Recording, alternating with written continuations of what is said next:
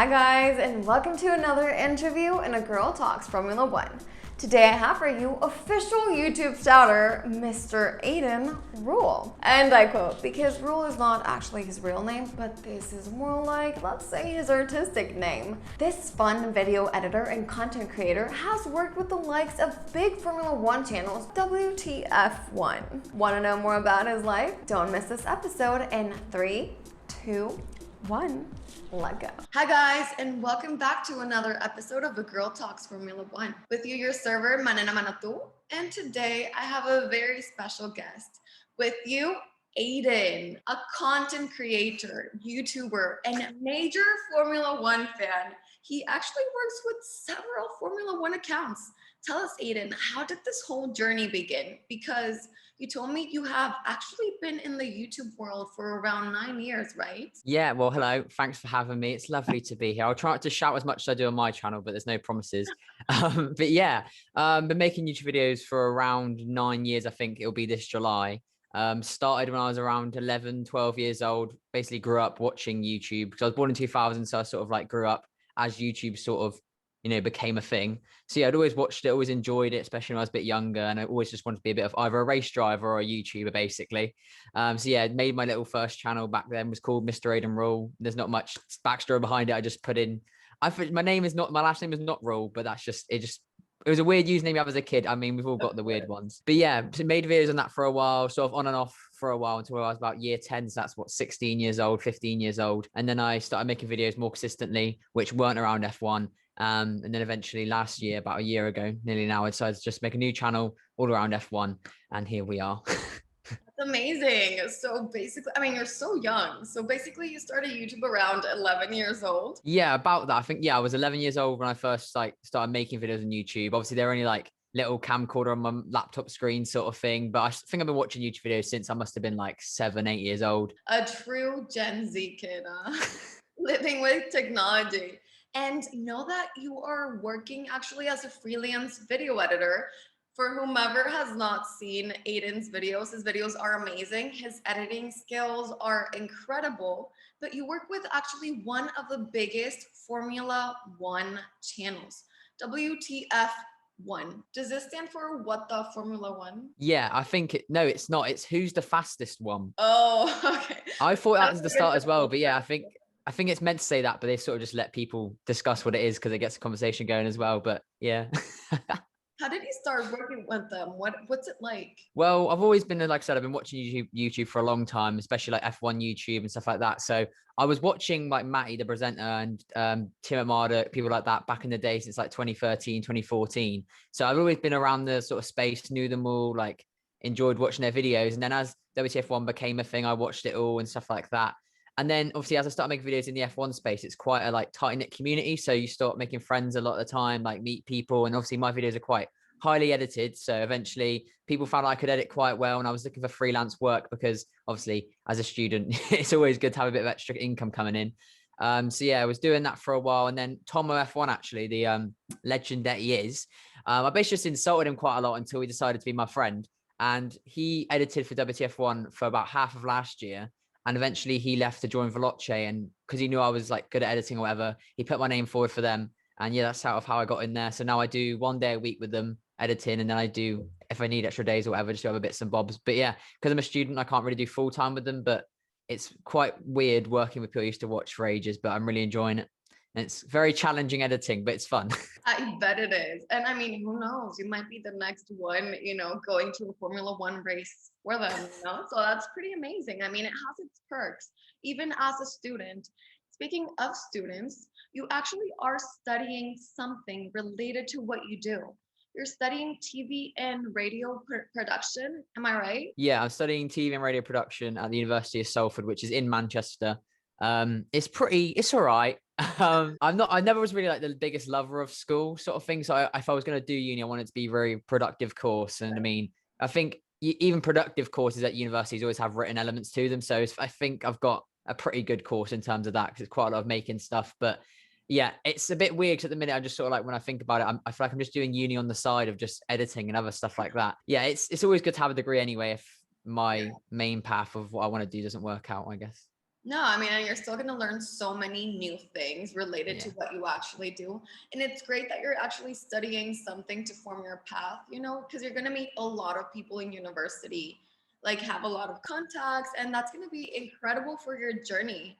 So tell me a little bit about the Formula One. Which one has been your favorite Grand Prix so far? I mean, there hasn't been those many, but they've been, you know, you can take out a little bit of each and every one of them. The season has been pretty exciting, but which one has been your favorite? Yeah, it's a pretty much of a banger season, really. I think we haven't really had a very boring race yet. Even Spain was fairly good when usually it's a bit, not that exciting. Even like France yesterday was exciting as well, and we weren't expecting that. But I think off the top of my head, Baku just comes to mind because it was so mental. And I remember I was watching it with my friend as well. My girlfriend was in the room. And we had the recording up for the last restart, and it was just a lot of shouting going on. But yeah, I think it's hard to remember a lot of the races because they all sort of blur into one, but they've all been very good. But I think Baku probably, unless I'm forgetting something that happened earlier in the season. But yeah, Baku, I'd say if I had to pick. Definitely. I have to agree with you. I mean, you know, I thought the opening of the season, Bahrain was a great race. Well, in my opinion, that victory was kind of stolen from Max Verstappen. So I was like,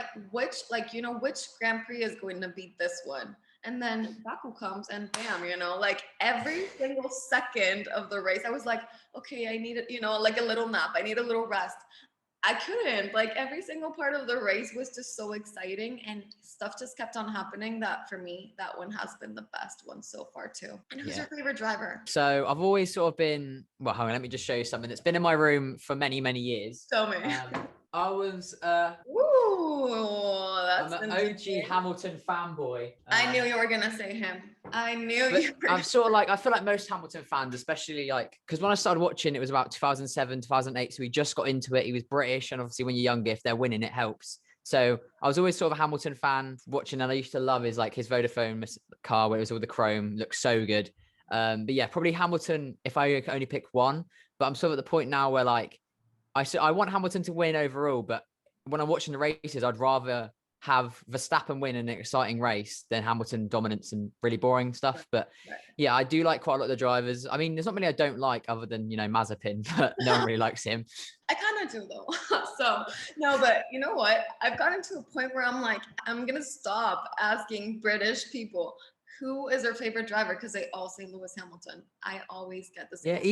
he's just so good. You can't like, I think it's at the point now where even if you don't like Hamilton or you sort of hate him, you have to sort of respect him to the point because he probably is like the greatest of all time. Obviously, because when I started watching, I've only ever seen Michael race live when he was at Mercedes, which wasn't obviously Oh, the Michael that everyone knew at Ferrari. So I never got to see that live. So to me, Hamilton is like the GOAT because I've only ever seen him as being a dominant force. I used to hate Vettel though, which is funny because obviously he dominated. So I hated him because I was a Hamilton fan. I was just seeing Vettel win every week. So I get why people dislike Hamilton because it's the same sort of thing. But now I love Vettel because he's just everyone likes. I don't think anyone dislikes him anymore. But yeah, at the time when he's at Red Bull, I wasn't a big fan of him. that's so funny. I don't really dislike anybody. I used to dislike Max Verstappen, and now he's one of my favorite ones. And like you mentioned, between Team Lewis and Team Max this season, it's not that I prefer one over the other, but it's exactly for the same reason you said it. We just want to see somebody new win. So I'm definitely Team Max this season. Yesterday was a pretty boring race, Ricard, if you ask me. But those last 5 laps, I never thought Red Bull was going to overtake the whole Mercedes team. That was exciting. Yeah. That was really, really good. And if you could bring one old Formula One driver that is not in the Formula One anymore, who would it be?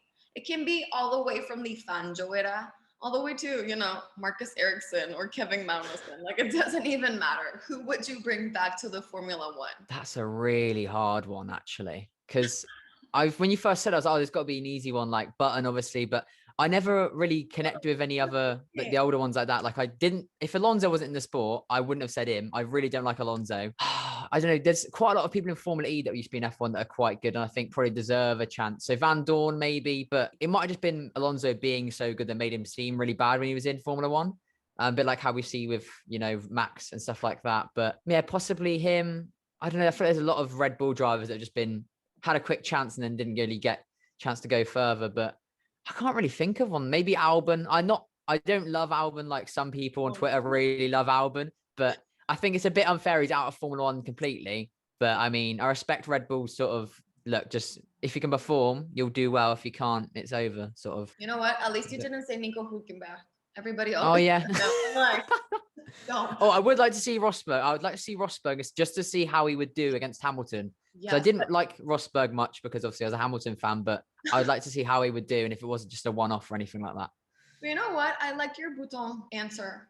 Your first Mm. answer for me was like, I'm like, yes, me too, me too. Him or even Fangio, you know, because a lot of people say he's been the best driver of all time.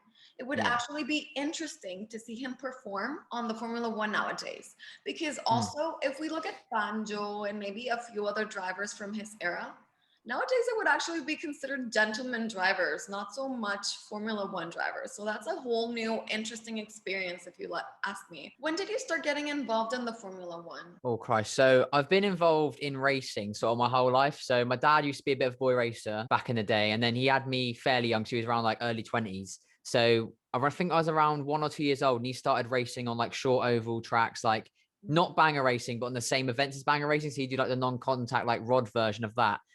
So I grew up going to the tracks, watching him race and stuff like that. It was like, he was sort of my hero sort of thing at that point. So I was like, right, I want to be like him. I want to race. And then he, over like the next 10 years, he sort of went on to did like tarmac oval racing and won those championships and stuff like that. And then when I was 10 years old, I started racing on the ovals and like dirt ovals in a Vauxhall, was it a Vauxhall Nova? Absolute whip that was.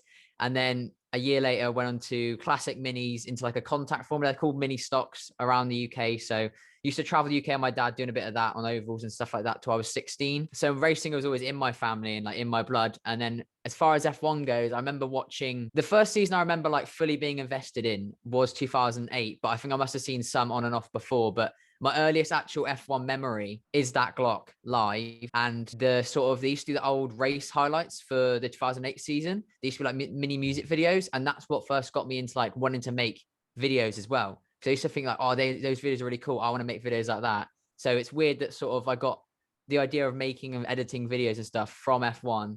And then I'm now editing videos about F1. So it's sort of come full circle. I actually love this story. I would have never imagined it. And that's the thing that I love about making a bit more personal interviews to my guests on the podcasts. You always discover so many things about them that people normally don't know. I mean, Aiden, the race car driver, this is amazing. This is pretty amazing. And actually, my previous guest, he has a question for you. ¿Qué es en su vida el automovilismo deportivo? Well, this translated would be, what is motorsport in your life? Wow.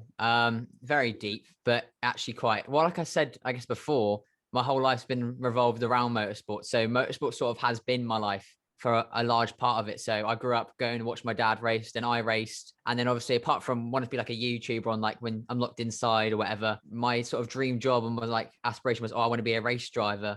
But it's sort of like, so I'd have the two different worlds. And then as I stopped racing when I was around 16, that little gap before I started making the F1 related videos again, it was sort of like it took a back seat and then it's come back. It always keeps sneaking back in, even if I'm not racing. So all my friends, especially when I was racing, all my friends in my teenage years pretty much were from racing. All of our family friends were met at racing. Like my dad still races. My granddad raced for a little bit with my dad. So racing is everywhere in my life. And I don't think I can find a part like, I mean, I've got like a helmet on the side over there. Like there's just stuff everywhere. Like I can't escape racing if I wanted to. So yeah, racing is a large part of my life. And for me, it's sort of, I guess it's just sort of like, if you know me, I guess some people might think, oh, he's the YouTuber kid now, or he does videos, but it was like, oh, he's the one who races. So it was just sort of like my identity for a bit, I guess. But it's just I like it. I enjoy it. I don't know. It gets a bit deep. So I'm a bit like, it's a bit weird, but yeah, it's a big part of my life, I guess. That's so nice. That's a really nice response. In my opinion, like for me, I love motorsports, but I'm such a terrible driver. So it's kind of like a really bad contrast. It's like, do you want to drive a Formula One car? No, I do not. I'm good on the sidelines, you know? Have you ever met any of the Formula One drivers? Any current ones? No, I've never even been to a Formula One race because where I'm from in the UK is like right in the southwest. So it's a long way to get to any of the tracks, and I've never been to a Grand Prix, but I've met some of the Formula E drivers when I went to the pre-season testing with Formula E for the talent call. So I've interviewed Alex Lynn, Sam Bird, Mitch Evans, and a lot of them were in the F1 space for a little bit in and around it anyway. So yeah, the ones that I have met from Formula E and spoke to, they are just normal people, I guess. They're really cool and they're like decent blokes, but yeah, they're normal. But I've never met an F1 driver. I'd love to. If I had to meet one, probably Lewis Hamilton, obviously. But he'd be the hardest one to meet out of everyone. But I feel like any of them really. I think Danny Rick and Lando both be hilarious as well to do something with, but Definitely. never met them yet. That's amazing. I have never met any of them either. I was close to meeting a few of them. I did my internship in the Formula One in Mexico, actually, a long, long time ago. I was on the organization, you know, in the entertainment area. So I couldn't really go to the pits. That was like such a shame for me. And then I wanted to go back to meet them, you know, like next year, but unfortunately it didn't happen. But either way, it's still on both of our bucket lists to meet a Formula One driver. If I could meet somebody, I think I would love to meet Carlos and Lando together. They just seem like such a fun pair, you know? Like the Formula One best friends, actual best friends in the Formula One. Speaking of the Formula E, I feel it's gonna gain so much popularity. It's starting to become more and more popular, you know, because of the whole environmental changes and all of that. What do you think will happen to the Formula One engine in a few years? Do you really think it will become the same as the Formula E? That's a hard one. I think, like I said, like it's definitely gaining popularity. I did like a tweet because I'm doing a lot of Formula E content as well as Formula One now as well. And I'm sort of finding like as well, I looked on their YouTube channels, like the audience for Formula E is a lot smaller at the minute, but I say that could grow. So it's hard to see why, because Formula One is very similar to Formula E in that it's racing. If anything, Formula E's got more action-packed stuff. I was just doing a thing on my Twitter the other day where I was talking about like Formula E, because I do Formula E content and Formula One content now. A bit of mix of the both. And Formula E's audience is still so much smaller at the minute when I feel like it could be a lot bigger. Obviously, because Formula One is similar. It's all racing. Like racing fans of Formula One should enjoy Formula E. But I think it's mainly the stuff surrounding Formula E. So maybe like the format and stuff they have that's holding it back. And then some people can't take it seriously. Yeah, definitely, like you said, the audience is probably going to grow. But in terms of like the engine for F1 and becoming Formula E, I think as time goes on, they're always going to either, I think, remain separate series. I think Formula E have made it quite clear that they like, we're not F1, we want to be something else. And F1 is sort of, F1 will always still be F1. So I think they'll probably go towards more like different sort of fuels, maybe like still renewable ones. I know like they have, isn't there like a hydrogen car for something that's not F1, but yeah, there's different sort of ones like that. So maybe you could see some stuff like that going on, but I wouldn't be surprised if they did go electric. But even I think if they did in the future, it would still stay a separate series maybe, but we never know. I mean, I'm not the most engineering technical minded person, so I'm not quite sure how it all works. Me neither. Ask me about aesthetic and I can respond to anything. Ask me about like technical stuff and I'm like, wait, what's a wing? No, I'm kidding. I obviously know what the wing is, but like, you know what I mean. I mean, the thing is, the Formula E is still relatively new. So a lot of people don't really know that it exists. People go like Formula One and they stay stuck with that. But it's more like people that are not that invested into the formula categories. I had somebody ask me the other day, but wait, what's a Formula 2? And I was like, oh, so you know, it's the previous before the Formula 1. There's also the Formula 3, the Formula 4. What? There's so many categories. And I'm like, okay, so we have soccer, right? We have the people for 17, we have the people for 20, we have the pre-team. And they're like, oh, got it. And I'm like, it's the same for the Formula 1, except that it's another category.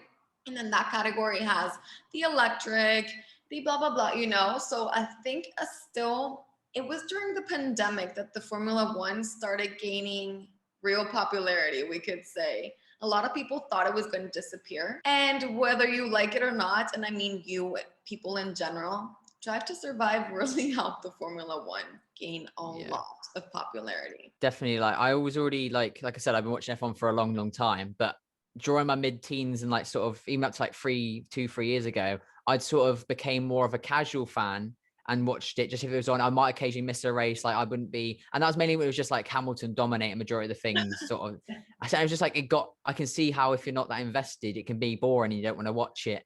And that's where Drive to Survive did such a good job getting people in, because I think we're in such, without realizing it, we've in such like a good era of F1 now these last few years. Like Hamilton, despite being still dominant last year, we had a lot of good races, mixing it up and stuff like that. And there's a lot of characters on the grid which are being, because like Liberty Media, since they come in, they're allowed to show them off a bit more. They've done an amazing job with like social media, and they've made it so people watch a race, and even if it's boring, they're still like, oh, Daniel, my king, look at him driving. So it's got like the stands in, which is what we need. We need like the younger audience in the stands. And as much as they may be a bit like blindly throwing love and hate towards anyone on Twitter, it's still good. Talking is still talking. And I feel like Drive to Survive has to end eventually, because obviously F1 will go on. But the fact that it exists and has existed has done really well for F1. It's brought in a new like generation of fans, because that's the thing with F1. Like, we'll grow older and we'll still watch it, and then our kids will watch it, and our kids will watch it, and it goes on like that. So that's what we need to do. And I think, again, like Formula E, if Formula E had a Drive to Survive type show, I think that could do them, like, work wonders for them. So yeah, I think Drive to Survive is a good thing, I guess. I know, me too. I mean, I feel Drive to Survive was a good media for you to get to know the drivers on another level. Like, putting the feuds aside, that is what, I don't know, at least me, made me realize who my favorite driver actually was. Because I remember people always asking me, who's your favorite driver? Who's your favorite driver? And I'm like, I don't have a favorite driver. I love them all. Until one day I thought, maybe I do need to have a favorite one.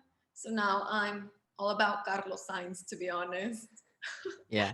If Lewis Hamilton leaves the Formula One, who will be your favorite driver? Oh, that's hard. Like I said, I like a lot of them. Hamilton is Ignore. always, yeah.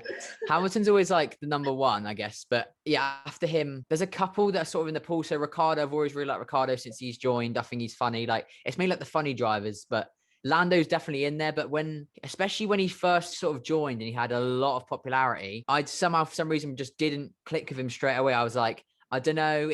I thought it felt a bit forced, but I think it was just because, like I said, the Drive to Survive fans came in and they overswamped it. So I felt like a lot of people, including me, I guess, were like, oh, I don't want to be associated with being like a little Twitter stan. So, but yeah, as time's gone on, I think Lando's matured really well, and especially with the quadrant stuff, and like he's being more involved with the community. You can't not like him. But I guess my favorite probably have to be Ricardo. I do really like Stroll, but in terms of personality, his personality is very, like, he's really laid back, I think, on videos especially as well. So it seems like his personality is a bit boring, but I think it's only because on video he's quite toned down. Obviously, he's paired with Seb as well. He's quite toned down, so they're all very laid back when they do stuff. But generally speaking, I do like Stroll. But yeah, probably Ricardo would be my favorite, Orlando or something like that. That's nice. It was very interesting to hear Lance Stroll. I had never heard that literally from anybody. And then for our last question, so we have the W Series, which is becoming a huge thing. And a lot of female drivers are starting to join the young academies for different teams. Do you think there will ever be a possibility of a woman actually coming back to race to the Formula One? I mean, I hope so. There should be. Like, there's plenty of talented women out there, and I'm sure one of them will get through. W Series, I had a thing again on Twitter that long ago, and we're sort of discussing. So I was interested to see, because I've heard a lot of mixed opinions on the W Series, especially from women, that if it does a great job of getting women into motorsport, it's a good stepping stone. And the sort of debate, I guess, a lot of it is it separates them from the men, which is inherently they're not solving the problem. But I think I'm more like, I can support it, because even though it does in a way do that, it's giving the women who can't even get onto that platform in the first place a chance to show off their talent. And if they're good in that, then they'll get taken into the normal ones. And I think I feel like some teams may look at it as a marketing tool and then realize, oh wait, no, they're really talented and they can use that and actually find a driver in there and they can get through the ranks and they'll be popular. You know, if we saw Danica Patrick in NASCAR, she was god awful, but she had a lot of fans because she was a woman doing something that you wouldn't expect the women to see in sport. And it was good to see. So they'd have a lot of backing. And I think especially there's like Jamie Chadwick, loads of talented female drivers that could eventually get there. So I think it's just a matter of time. I couldn't put a date on it, obviously, but who knows when we'll see one. But I think it's definitely going to happen at some point.